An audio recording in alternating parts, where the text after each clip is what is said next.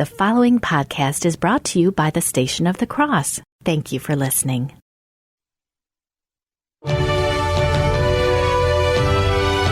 Something that Pope Francis has talked a lot about and has called our consciences to accountability for is the sins of omission. Everybody should not give a dime to all of these bad bishops. Make sure that all of your money goes directly into the hands of good orders and good activities, but never throw it into a general pot. I think Bishop Shipu and Morlino were absolutely right to call for the synod to be canceled, but unfortunately it plowed ahead. This has to be renewed in seminary life because of the dominant culture, which doesn't recognize chastity any more than it recognizes charity. Praise be Jesus Christ. This is Father Robert McTague of the Society of Jesus, your daily host for the Catholic Current, where we plug into the power of Jesus Christ and His Catholic Church. You're listening to us on the Station of the Cross Catholic Radio Network and the iCatholic Radio app, where we proclaim the fullness of truth with clarity and charity. As always, let's start with prayer. In the name of the Father, Son, and the Holy Spirit. Almighty God, through the intercession of St. Ignatius Loyola, we ask that you pour forth your Holy Spirit upon us, a spirit of discernment, that we might hear your voice and obey your command. In the name of the Father, Son, and the Holy Spirit. This afternoon's episode of the Catholic Current will be asking the question, does the American family need to be rescued? Our guest is a scholar and has been living family life generously. She is the Assistant Professor of Social Research and Economic Thought at the Bush School of Business at the Catholic University of America and earned a Ph.D. in Economics from Harvard University in the year 2010. Dr. Catherine Pakaluk, welcome to the Catholic Current. Thanks, Father. Great to be with you. You know, we had your husband on, Michael, last week, so we're hoping that this will become something of a family enterprise over time. Before we get into the issue of the state of American family, I know that in your own life and in your research, you've been a vigorous defender of family life, and that brings me back to a statement made by the French President, Emmanuel Macron, a few months ago, who said, and here I quote, "I always say, present me the woman who decided, being perfectly educated, to have 7, 8, or 9 children." And then you made a response in social media that then caused a bit of a stir. Can you tell us about that, please? Sure. So for about a year, I've been planning a research project specifically to go out and talk to, in this case, American women with intentionally large families, you know, the ones we think about. You know, I did it on purpose. Women like myself who chose, you know, many times connected with religious reasons, but many times not, to have, we could say, larger than average families. Okay. You have 8 children, correct? I do. Yeah, I'm sorry. I should have said I have 8 children, and I had 6 of those children when I was still in graduate school. And so when the French president first, when he said that, you know, I saw the news report, and to be honest, my initial reaction was just to use his statement to highlight why it was needed, the research that I'm doing. So I kind of, a bit tongue-in-cheek, I said, okay, no problem, you know, Mr. Macron, I'll send you a copy of my research when I'm done. You know, and then, of course, it led to a bit of a Twitter storm, which was not my intention, but not unappreciated, and it allowed a little bit of a conversation to take place about how many women really do exist. They were coming out of the woodwork to join the Twitter storm, and then it spread to Facebook and Instagram to show the world pictures of themselves with their big families and to highlight that these are things that they've chosen, you know, not in spite of, not despite their education, but on purpose. So this was very fun, and I think the most positive thing about it was, you know, these hundreds of thousands, really, of photos of women with their large families sort of smiling, and I still really enjoy scrolling through those and thinking about all the different faces and the reasons and the places where people live. They were flowing in from all the continents, and really just such a pleasure to see. Well, we're going to link to some of those sites on our resources list after the program. The topic is about the state of the American family, and anecdotally, one can easily make the case that it's not doing some well. Where is the American family? Where are the injuries? Where are the broken bones? Where's the bleeding right now? Mm-hmm. So this is a great question, and I'd like to point some of the data that I'm going to cite today is summarized in this 2018 American Family Survey, which is a a kind of product of researchers out at Brigham Young University, connected with the Center for the Study of Elections and Democracy, and a bunch of great people involved in this project. But one of the data points I find especially poignant is if you ask, a random sample of American adults, do you think that your relationship is in trouble? You're going to find that a full 30% of men and women will say that they believe that their relationship is in trouble. Now, I haven't yet gotten to the point of wanting to quote, divorce rates. You hear these a lot. We know that a creepingly high and disturbing number of marriages end in divorce. We know that this is something that we could complain about. We could describe as the broken bones.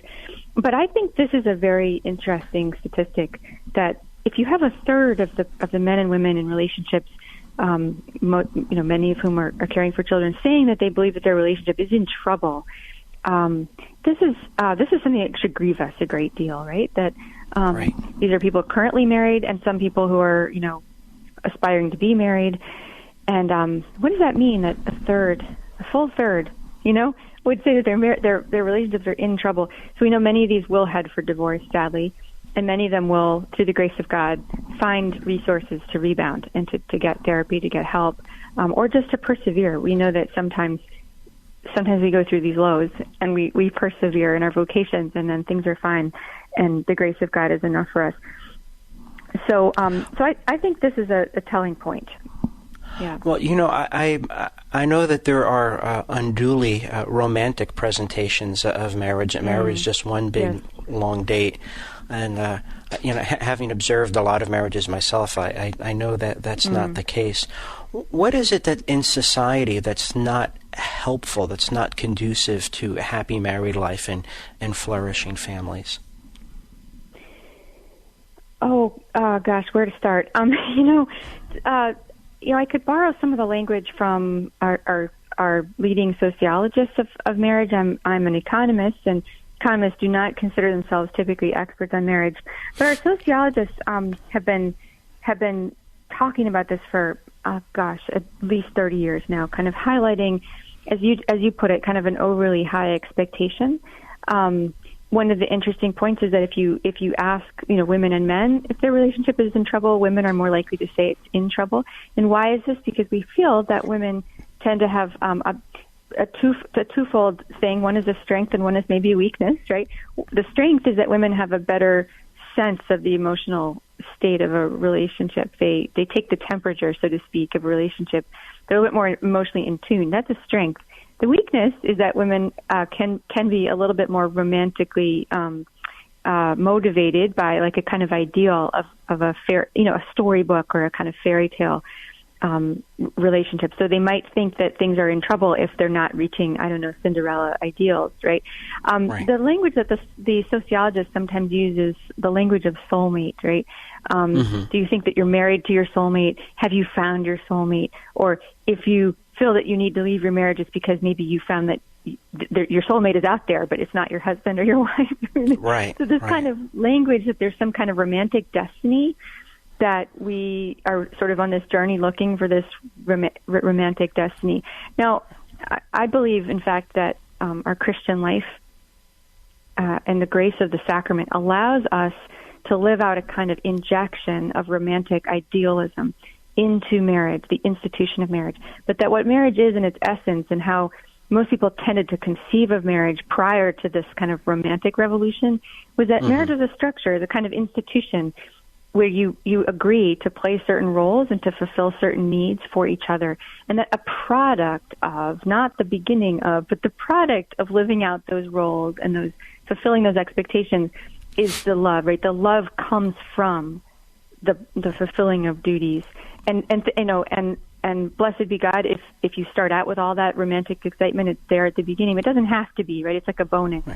Right, and I think there's right? the idea in the popular press that somewhere out there's at least one more unmarried member of the British royal family just waiting for you. As I looked at the American Family Survey, there was a comparison between the 2018 survey and the 2015 survey about things that were important issues facing families. And one of the important issues was decline in religious faith and church attendance, and that was, and 53% of the respondents said that was a concern for them in 2018, but that's 15 points lower than from 2015. What do you make of that data point? So you mean that there's a 15% decline in a concern for religious practice as a component of family life. I mean, I think that commentators on religious life in this country, and you are one of the leading ones among them, would say that we've kind of moved past the point of like niggling guilt to the place of apathy, right? Right. When you're kind of moving through some kind of sin or some kind of vice, right? That like initially you're just kind of guilty about it, and then at some point you're like, who cares anymore? And that's to me, that's how I read that. Is it kind of we've moved past a certain point where we recognize, kind of think I should be getting to Mass, I like missed it twice this month, to then it's such an irregular part of your life that you're no longer concerned about it. A way to flip that around is a thing that I've worried about for a long time, which is that we are really functionally we Americans especially really functionally don't seem to believe that grace can fix things, that these things matter. So it's not a concern because I don't think nothing would be different in my life if I did go more often. I might check some boxes off someplace, but I don't think things would change. But the disconnection from the access to grace is costly in American life right now. When we come back, we'll continue our conversation with Dr. Kathleen Pakaluk, whether the American family needs to be rescued. We want you to be part of the conversation. Get on the line now, 1-877-511-5483. Text us the same number, 1-877-511-5483. After the broadcast, download us at a podcast. We're at iTunes, Stitcher, and Spotify. Stay with us. We'll be right back.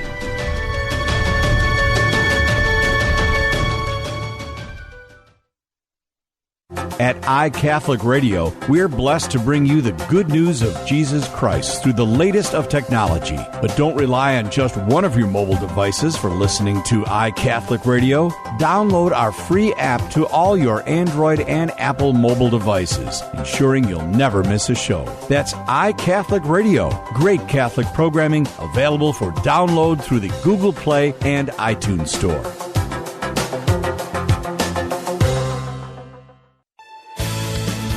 If you love listening to the good news of Jesus Christ over your radio, online, or through your mobile devices, consider making a donation by transferring stock to the Station of the Cross Catholic Radio Network. Help support our mission to share the truths of Christ and His Church with others. Many people donate to charities by gifting stock. There are even substantial tax benefits for donating stock to a charity such as ours. Would you like to learn more about the possibility of gifting stock to the Station of the Cross Catholic Radio Network?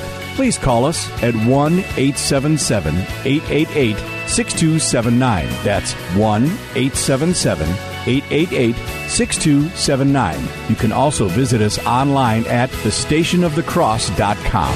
That's thestationofthecross.com. Thank you for your support of Catholic Radio. May God bless you and your family.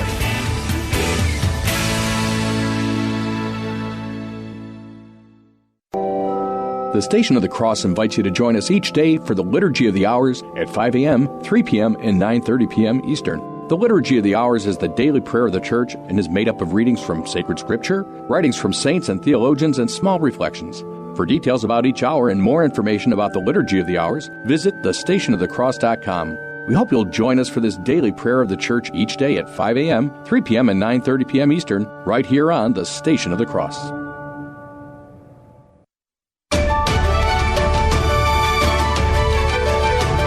You're listening to the Station of the Cross Catholic Radio Network, Call in to the Catholic Current this hour at 1-877-511-5483. Each morning, the Catholic Current sends out a short survey on the topic for today's show so that you can share your thoughts and any questions you might have. This is a great way to participate, especially if you aren't able to call in live. A few of the responses will be read over the air to add to the discussion, so make sure you sign up to receive our emailed survey at thestationofthecross.com.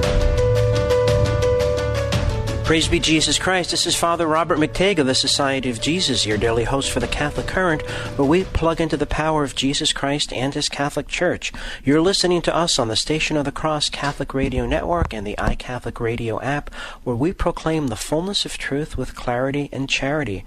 The topic we're discussing today is this: does the American family need to be rescued? Our guest is Dr. Catherine Pakaluk with the Bush School of Business, the Catholic University of America in Washington, D.C. If you're just joining us, you should know that we discussed the state of the American family. We talked about marriages in distress. We talked about couple dissatisfaction, divorce rates, and so on. Now we're going to look at some of the roots of the difficulties that the American family finds itself in. Dr. Pakaluk, everyone across the social, political, moral, religious spectrum would agree that contraception in the past 50, almost 60 years now has had a dramatic impact on American family life. What has that impact been? Has it been a net positive or a net negative? I'm sorry, can you repeat the question? Forgive me. Oh, okay. Everyone across the spectrum would agree that the past 50 to 60 years in American life, contraception has had a dramatic effect on family life in the United States and in the West in general. Thank you. Can you describe roughly what that effect has been? Yes. Has that been a net positive or negative? Yeah, so this is a really fascinating question, and one that non-Catholics are less likely to ask. Catholics, we think about contraception a lot more often. Because we have this amazing church teaching, which puts us unique among other churches. So from the social science perspective, we're still really unpacking this. We can talk about kind of what we would call in the social science point estimates, like what inflection points happened when contraception emerged on the scene. I mean, now, and I got to be careful here to clarify. Contraception's as old as the sun, right? Sure, almost. of course. That from the beginning, people have sought different ways to be a little less fertile than God made us. But what we kind of mean here is the beginning of the birth control pill, the advent of that pill, which was so much more effective than things that came before it. There are some interesting inflection points that we've got lots of data to show different ways in which after the pill comes, we see a kind of an increasing aspiration to higher education among women from educated families who are able, say, through using the pill, to postpone marriage and childbearing while they pursue advanced degrees. For instance, we see that kind of thing. This is sort of research that's been in the data already. But now what we're starting to see, there's a kind of euphoria initially about these early points, like, wow, look at the impact the pill has had.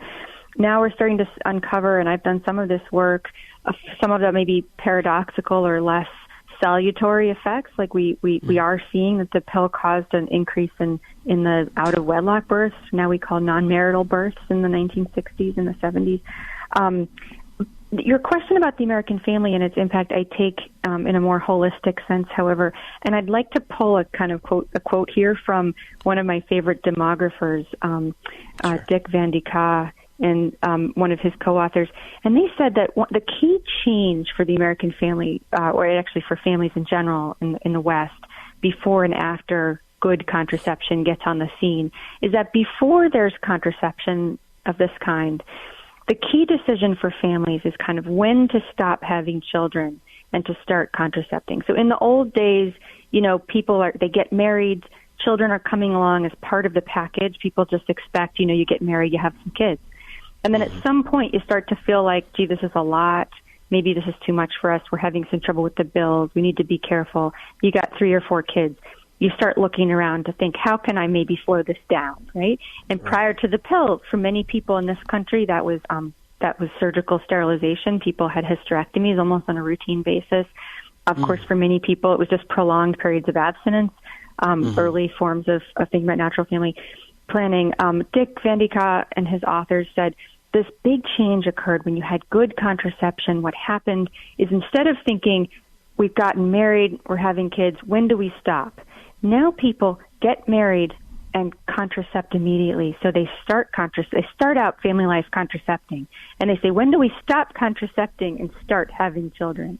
And he said that is kind of the way to think about the difference for the American family, because the way you answer the second question is very different from the way you answer the first one. And this is a point of clarification. When the researcher is speaking of good contraception, he's talking about reliability. I mean, scientific reliability. Yes, what I meant is sort of, and that's what I meant. That's right. Okay, all right. And also, you pointed out that the Catholic Church is unique in its teaching on contraception. Up until about 1930, the Christian bodies were absolutely united. They all held the Catholic position that contraception was intrinsically evil, and then the Anglicans decided in the early 1930s that just in extreme cases for married couples, and if I remember correctly in my research, they were denounced by the editorial boards of the Washington Post and the New York Times. And the New York Times, for really opening a floodgate for promiscuity, etc. So times have changed since then. Yes. Right. So now there's a different set of questions. When will we start having children, if at all? Becomes a practical question, really, for the first time in human history. What follows from that? Well, I think an undue emphasis on kind of quality of life or kind of conditions. I think an attitude towards children that comes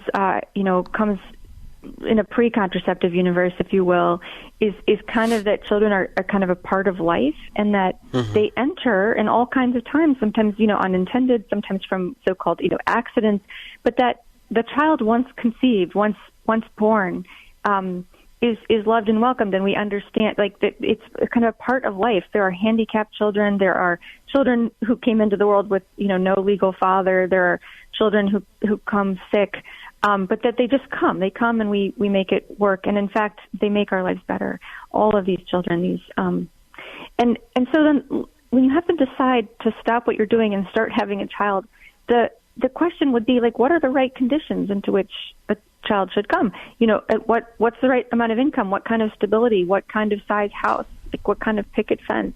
How much schooling should I be able to pay for? And we're seeing a fairly intense ratcheting up. We interview people. We say, what do you think are the conditions under which it's responsible to have a child?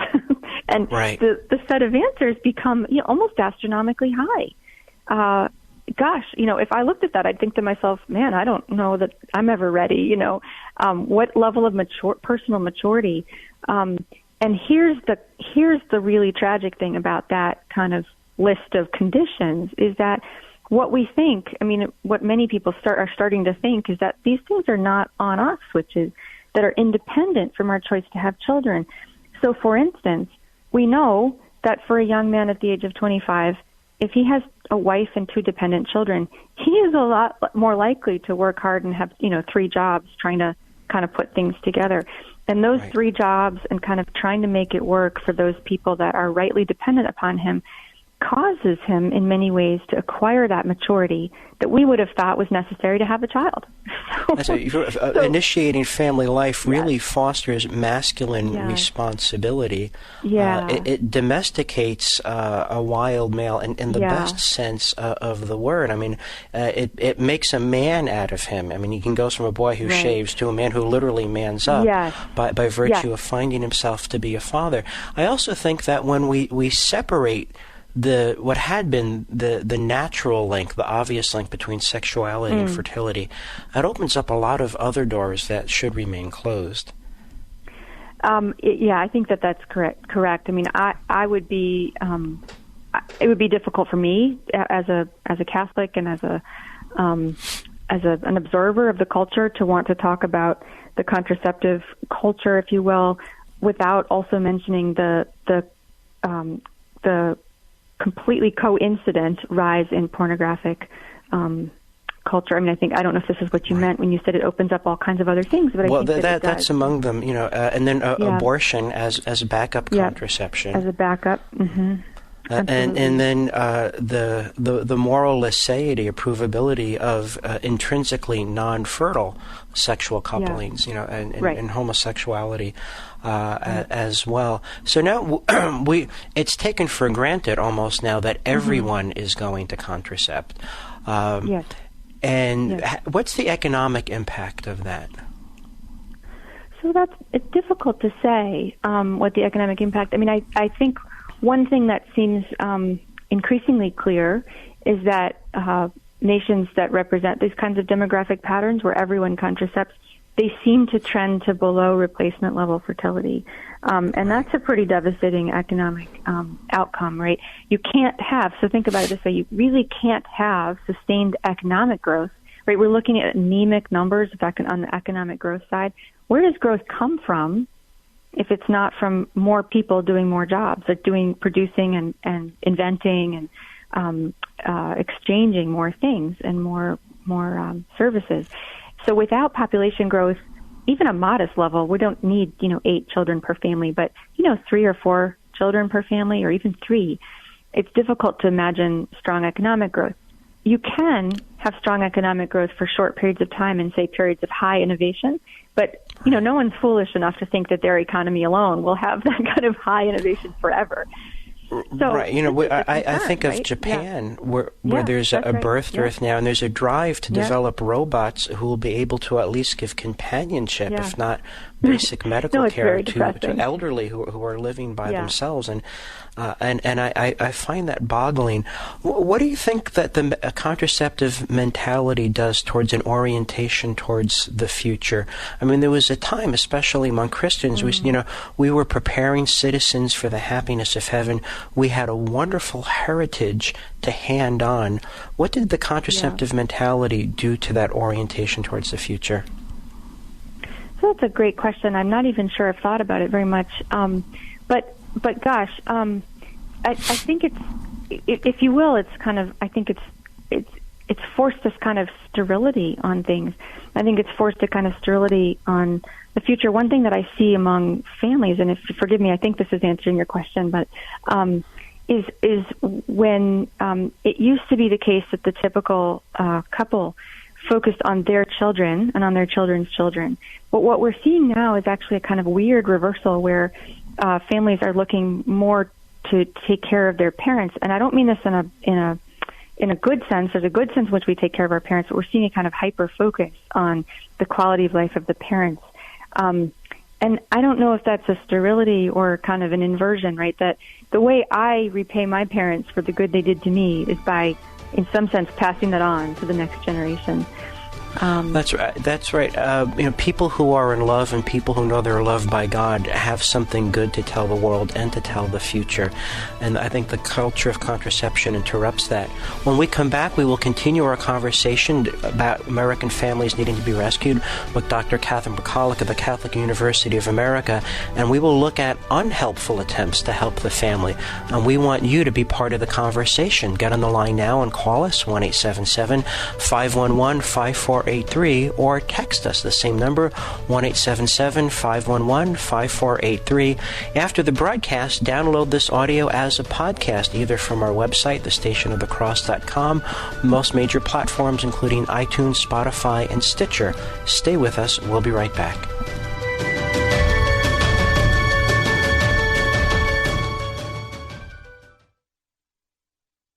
Tune in weekdays from 6 to 7 a.m. Eastern for Sermons for Everyday Living, a program that brings you real sermons from real priests on topics important to you and your faith. Visit thestationofthecross.com for details.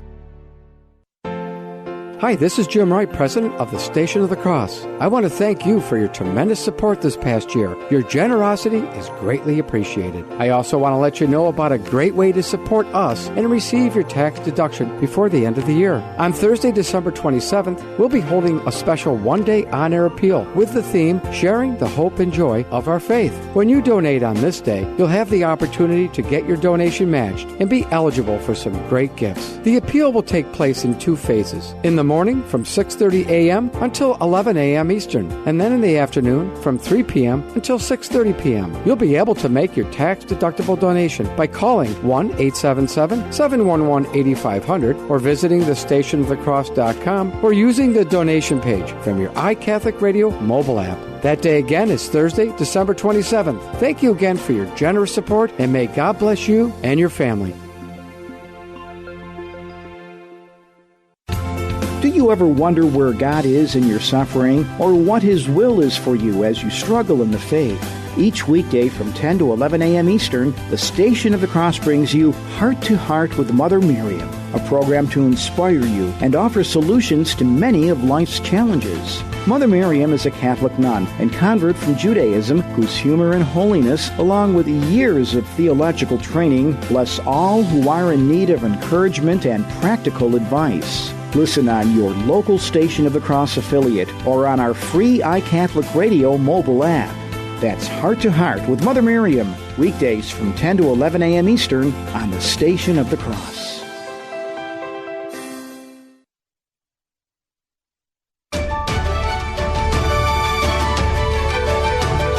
You're listening to the Station of the Cross Catholic Radio Network. Call in to the Catholic Current this hour at 1-877-511-5483.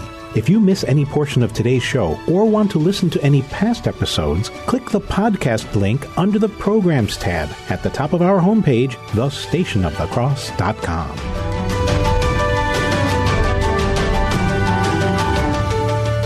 Praise be Jesus Christ. This is Father Robert McTagg of the Society of Jesus, your daily host for the Catholic Current, where we plug into the power of Jesus Christ and His Catholic Church. You're listening to us on the Station of the Cross Catholic Radio Network and the iCatholic Radio app, where we proclaim the fullness of truth with clarity and charity. Our discussion question today is this: does the American family need to be rescued? Our guest is Dr. Catherine Pakaluk of the Bush School of Business, the Catholic University of America in Washington, D.C. I think we're tending towards the answer, yes, the American family does need to be rescued. We talked about stress points in the family. In the last segment, we talked about the role of contraception in the past 50 years and how that in some ways has not been good for American family life. In this segment, we're going to look at well-intentioned but ultimately unhelpful attempts to help the family. Dr. Pakaluk, a couple years ago, you gave a talk called Entrusted with Economic Issues, and that talk is available on YouTube, and we'll link to it on our website after the show. And you gave examples of generous maternity leave and hiring policies and so on that were well-intentioned but counterintuitively had negative effects on women and family, and especially women disposed to having families. Could you explain that to our listeners, please? Yeah, so it's a move that economists like to make, which is to kind of highlight the ways in which sometimes mandated policy changes can have consequences we don't intend. We see this in many different places, and I think one of the examples I gave in that particular talk was the way in which mandated sort of maternity or paternity leave policies, which are very generous, so we sort of mandate for firms of a certain size or in a certain location that, parents must have 6 or 8 or 12 weeks of leave with pay or leave with certain conditions.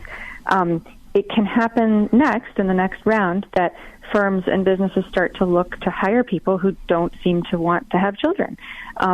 We can find, now, of course, employers are not supposed to discriminate in that way, but employers do, in general, look for signs, information to know what kind of people that they're trying to hire. So we could imagine, for instance, employers learning to kind of look for non-Catholic college graduates or non-Mormon college graduates because they think, well, these girls are more likely to have children and we don't want to have to pay those expensive packages.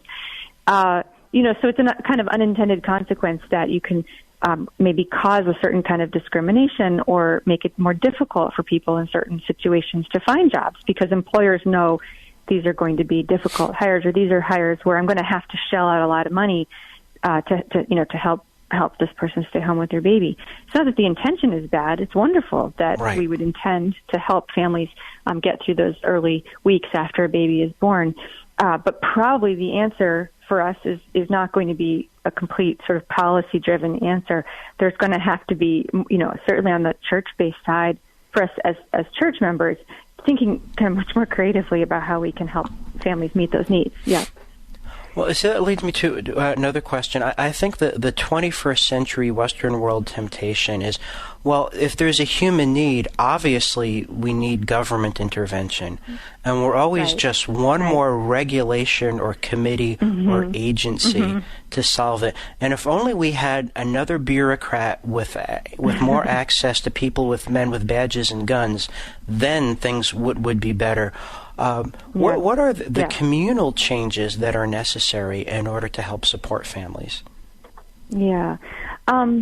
So one of the things that's been very challenging, I think, for the American family is the amount of geographic mobility that we have. So, it's very typical that we move in this country. We have a very high degree of mobility. This is a good thing from the perspective of job search and job matching. Right, so people move to different states and areas. But it often means that people are living very far away from extended family who ordinarily would have stepped in to help in those kind of, I don't want to say crisis times, but those times of really high need. And, so how do we think about solving them? Well, we have to think about trying to replicate some of the functional aspects of extended families. For instance, what are we envisioning here? I mean, for instance, something I have observed in the time I've been having children is that very often your teenage and your older daughters who live at home find it more enjoyable and more instructive to work for other families, right? To babysit for other families than even in their own homes, right? Something maybe a little bit funny about us in that way. But, the practice among large families of sharing their older children with each other to help either with babysitting. I mean, we think about babysitting. It's a wonderful thing. This can be extended to the years, a lot of kids are taking gap years before they go to college now, and I have started to see a kind of lovely way of, kind of like au pairs within the country, right? We think of au pairs as coming from other countries, but within the church community, where older young women are, taking a year off before they go to college and serving in households where there aren't older children yet to help mom going through difficult times. And those kinds of things can be really excellent. But we can seek to, within the church community, formalize some of those things, these kind of traditions of service and practice that many times in older times, religious orders did these things. Right. And I would be remiss if I didn't mention that we have signs of hope in a lot of the revival of a lot of traditional religious orders, many of whom are locating themselves within parishes precisely to sort of think about meeting the needs of people in parishes. Yes. In your talk called Entrusted with Economic Issues, you talked some about salary, and people looked at disparities in salaries and came to conclusions that you thought lent themselves to alternative explanations. For example, we pay engineers a handsome salary, and engineers usually work for large corporations, and in contemporary mythology, corporations are always bad. And then teachers who work with children, clearly we're a wicked society because we don't pay teachers the way we pay engineers. And if we really valued teachers, we would dramatically boost their salary. And I speak about this with some caution because some of my best friends are teachers, and I'd been in that vocation for a while myself. What was your analysis for accounting for why there's a disparity, say, between the payment of an engineer and the payment of a teacher? Is it because we don't like teachers, or because many teachers are women? Yeah, so you're raising one of the most difficult things in economic theory to even talk about, which is great. I'm glad that you did raise it. It's very difficult, which is that prices, and unfortunately we have to include wages as a kind of price. It's a kind of price of labor. And so, I mean, you know what? It won't be bad to go ahead and say this is one of the starting points for Karl Marx. And so if you kind of instinctively agree with him, that's not a bad thing. Marx was a really interesting thinker, and he had his finger on the pulse of a bunch of things that we would like to say are kind of wrong with the world. But one of the starting point for Marx was that there must be, we must insist always that we pay people for the objective value of their work, right? So teacher is objectively a lot more valuable than almost anything we can think of. But the trouble is that there's this kind of unfortunate, not unfortunate, really is. I believe that the economic order is something that's a product of God's mind, and it's a beautiful thing. But like everything else in nature after sin, It doesn't always work exactly perfectly, right? But Yes. for the most part, the prices that we can sustain in society reflect rather supply and demand of those available supplies or resources. We speak sometimes horribly about people as human resources. I actually hate that language of human resources. Right. But wages fall under this category. So there are many, many more people willing to be teachers and available to be teachers than engineers. And so the high wage that we pay to engineers reflects the scarcity of supply of engineers, and not that they're more objectively valuable. And that's just sort of reality about most of these things. It doesn't mean that there aren't, again, kind of creative ways, and the church has always done this, to help the end quality of life for our teachers be much better than it otherwise is. So, for instance, my husband and I have benefited many times from a very old-fashioned thing that the church has done, which is to offer tuition benefits to parents who are teachers. Yes. So as a college professor, our university, offers free tuition to our children. And you see that same practice at many private schools where, Catholics are teaching. So things like that, again, it's like a non-governmental solution. We're not going to shake our fists at the heavens and say that the economic order is unjust. But there are ways we can kind of pull ourselves together and seek to honor and reward the great service of the people that do these things out of what? Out of love for, truth, out of love for our children, out of love for the future. And yet, the way the economic order works, they aren't compensated exactly as we think they ought to be, right? And in fact, really, when you think about it, most things are not compensated the way you think they ought to be. Yes. Dr. Pakaluk, economics has been referred to as the dismal science, but for you to say that the economic order in some way follows God's order, that tickles my theological ears and my philosophical imagination. Could you say some more about that, please? Sure. So one of the things that I've spent a lot of time recently trying to put words on is I'll cut right to the chase. I'll put it this way: Do you think that the relevant fact, the salient fact about nature, when we think about man's cooperation with nature, as John Locke would say, mixing human labor with nature, is the relevant fact of that enterprise abundance or scarcity?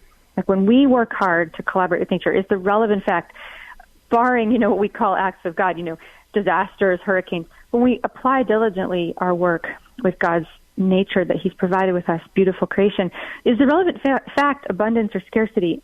And it seems to be the case that the relevant fact, my read of this is abundance. I've spent some time recently talking to people. Have you seen, you and I used to live where the orange trees were growing close, and there's something almost a little bit embarrassing when you see the fertility of nature, like the oranges piled up, rotting on the ground, because each tree produces, when it's well cultivated, produces more oranges than you can possibly collect and use. Right. Or if you've seen like a really fertile fruit tree of any kind, like it's just sort of bursting with fruit. It's almost a little bit, like, I almost want to say it's a little embarrassing. Like it's a little shocking, that kind of fertility. Right. And I'm putting it that way on purpose. But it mirrors God's overflowing vitality, God's overflowing life and love. It does. And when you think about this, and then you have to go to the next level and you say, well, what is it? Is it just the fruit trees? Is it just the fields? We are feeding, despite all of the claims, we are feeding millions of more people than anybody thought the earth could support. And we're doing that with fewer resources than we did in the past. So you say, like, well, what's the source of all of this? It's like God laid out this feast for us, and it's just overflowing. And then it gets better because, in fact, there's that fruitfulness of our collaboration with nature, even in terms of ideas and innovation and technology, and you see this kind of exponential potential. Like, that's the character of a well-functioning economy. It's an embarrassment of fertility. It's an embarrassment of riches. And I want to bring up Marx again, because you mentioned him earlier. Marx, of course, is a firm atheist. His economics is a zero-sum game, isn't it? If I have more, it's only because other people have less. And we're going through the cosmos as orphans with no provident father of any kind. And that's perfect. The worldview makes a dramatic difference, doesn't it? It does. And so do you have a fundamental optimism that if we work hard and collaborate, we're not facing this kind of scarce zero-sum game? And so this does get down to, and I believe this is true about economists, political economists, contemporary economists, that your religious worldview, your view of nature and the cooperation of God does influence your kind of reading of the economic facts, right? So economics is not neutral. And then that worldview, that religious worldview, that sense of abundance and generosity can affect your willingness to bring children into the world as well, to mirror in Thanksgiving God's own generosity. When we come back, we will continue our conversation regarding do American families need to be rescued with Dr. Kathleen Pakaluk of the Bush School of Business of the Catholic University of America. And we're going to ask, what can help families? What can clergy do? What can laity do? And we will want you to be part of the conversation. Get on the line now and call us, 1-877-511-5483. Text us the same number, 1-877-511-5483. After the broadcast, download our audio as podcast from thestationofthecross.com or on most major platforms, including iTunes, Stitcher, and Spotify. Stay with us. We'll be right back. This is Father Jacek Mazer. Please join me in a prayer to St. John of the Cross. Glorious St. John, overflowing with love for Mary and for the cross of her divine Son, obtain for me an unwavering faith and a love of the cross so deep and so valiant that no possible misfortune will ever be able to separate me from the love of my God. Amen.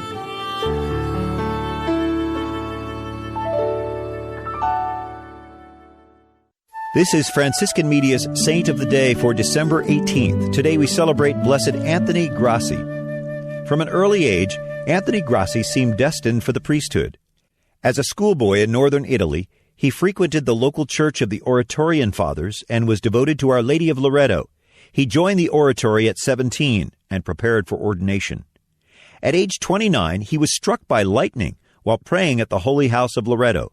Paralyzed, Anthony expected to die, but instead, he recovered in a few days and found he'd been cured of an acute stomach problem. Each year afterwards, he made a pilgrimage of thanksgiving to the Holy House. Anthony became an outstanding confessor. Simple and direct, he listened carefully to penitents, said few words, and frequently drew on his gift of reading consciences. Over the years, Anthony served in leadership positions in his community. A quiet person and a gentle superior, he didn't know how to be severe. He refused social or civic commitments and instead used that time to visit the sick, the dying, or anyone else needing help. No longer able to preach or hear confessions, Anthony was bedridden when he finally died in 1671. He was beatified in 1900. The new Saint of the Day app is available now for your smartphone or tablet.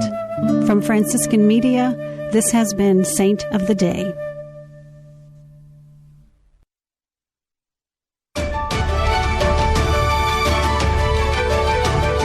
You're listening to the Station of the Cross Catholic Radio Network. Call in to the Catholic Current this hour at 1-877-511-5483. Shortly after the show, visit our page for the Catholic Current at thestationofthecross.com. You'll find a link to today's episode page where you can view Father McTague's show resources and today's podcast. Praise be Jesus Christ. This is Father Robert McTague of the Society of Jesus, your daily host for the Catholic Current, where we plug into the power of Jesus Christ and His Catholic Church. You're listening to us on the Station of the Cross Catholic Radio Network and the iCatholic Radio app, where we proclaim the fullness of truth with clarity and charity. Our question for today is this: does the American family need to be rescued? Our expert guest is Dr. Kathleen Pakaluk of the School of Business, the Catholic University of America. I think we're both inclined to say yes. We've been looking at the evidence. We've been looking at the role of contraception in affecting family life and spiritual life. We've looked at some unhelpful attempts to help the family, tinkering with legislation rather than moving hearts and forming communities. In this segment, we're going to ask what can really help families. Dr. Pakaluk, I know that I'm asked very often about preaching. Why don't priests preach more about this? Why don't priests preach more about that? You spend a lot of time in the pew. If you could grab the microphone and speak to the priests listening now, what plea would you make to the priests who are listening, including this one? Yeah. So, for me, okay, I'll get right to the point. I mean, I think I would like to hear more often exhortations for families, certainly mothers and fathers, but for families to pray and to center their lives and their family life on prayer and the sacraments.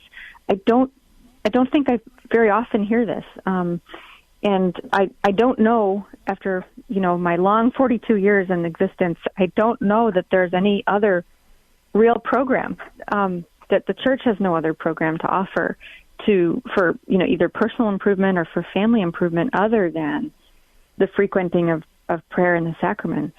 And yet I never hear it. So, yeah, that would be my first, if I could say what was going to go into the microphone. Yeah. Well, thank you. Well, we got a message from one of our listeners, Bob from Amherst, New York, and he writes, "Why are priests afraid to preach boldly about sensitive topics? Do they learn not to be controversial in seminaries?" Well, there are some folks, it's been suggested to me, who believe that the parish is kind of like your branch of 7-Eleven, and the regional manager wants to make sure that there are no complaints.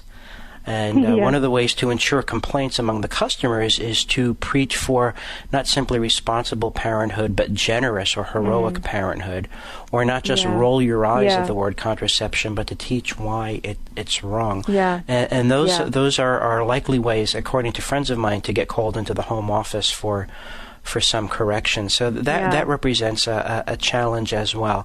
How about your average parish? I refer very often to Father Cheerful, who is the pastor of St. Typical's. What would you like to see happen? And we've got a new year coming up before long. What would you like to see in 2019 at St. Typical's to help make it more not just family friendly, because I think that's trite, but one that will really be conducive to the sanctification of family? Yeah. Gosh, it's a great question. First of all, without being silly, so I think the body matters, and I also think that your typical parish is not a very pleasant place to sit or be. I say this as a mom who works hard. I read things and I follow things to try to figure out how to make my home more pleasant. I think that's part of my vocation, is to make my home a pleasant place to be for my children. If the bread I'm making is terrible or my cooking is bad, I don't think God is indifferent to that. I think that it's part of my vocation. And so I sometimes look at our typical American churches, and this is to get, maybe from the lofty to the more practical, and I think, gosh, I wouldn't want to be in this building any 1 minute longer than Mass is over. It's just unpleasant. It's dark. It's dingy. Now, I can hear the standard response would be, well, how much money do you think we have around here? But in fact, like a good housewife, a lot of these things don't have to cost very much money, and they can be obtained through thrift or through other forms of volunteerism.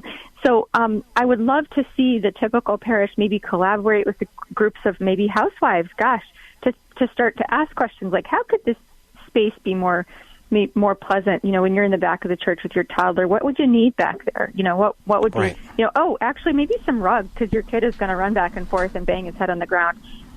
Maybe so, things like that would be really very practical and down to earth, but those conversations could happen in many places, I think. And there certainly is a need for beauty. And let's not forget that very many of the beautiful churches around the world were built by the sacrifices and generosity and labor of people who were poor. Yes, that's certainly the case of churches built by migrants in the United States as well. So I think an attentiveness, a communication that this is really important. Yeah. And we do give whatever our best is, we give our best to it. And I don't know that that's always communicated.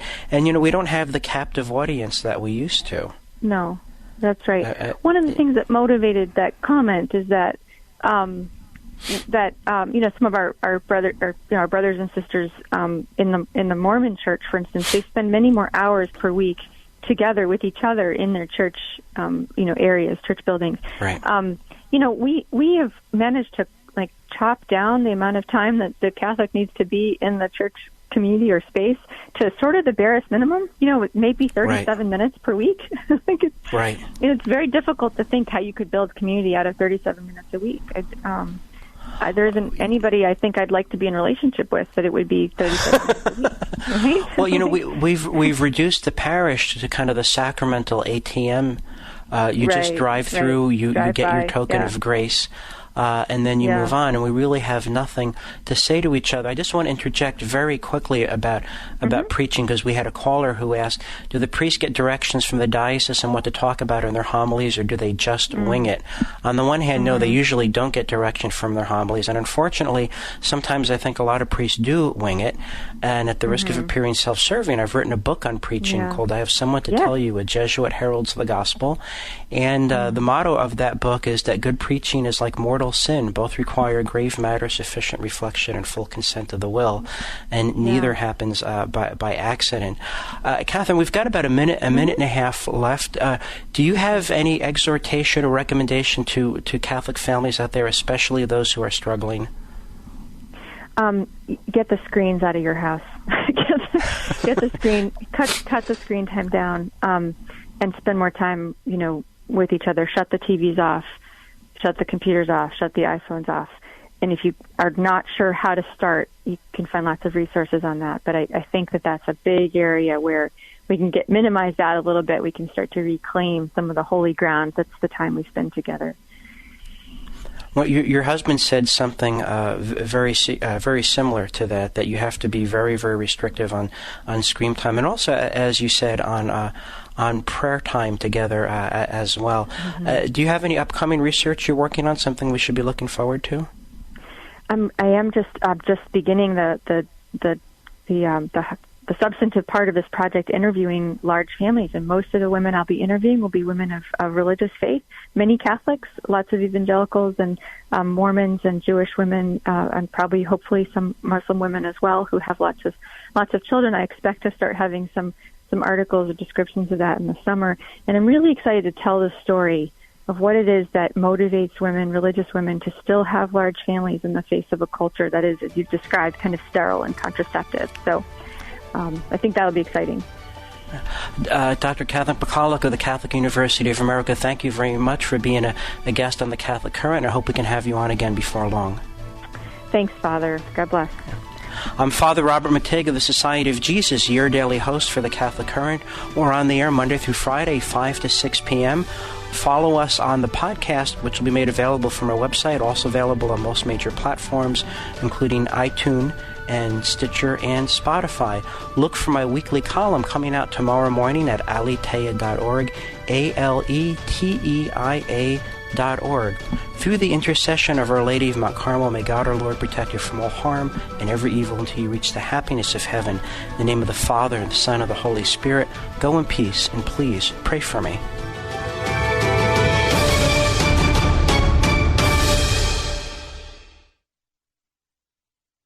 Thank you for listening to this podcast brought to you by the Station of the Cross. The Station of the Cross is a listener-funded nonprofit organization. If this podcast has helped you in your spiritual journey, please consider making a donation. Donations can be made through our website, thestationofthecross.com, or by calling 1-877-888-6279. You can also donate right through our free iCatholic Radio mobile app. Thank you for listening to and supporting the Station of the Cross, proclaiming the fullness of truth with clarity and charity.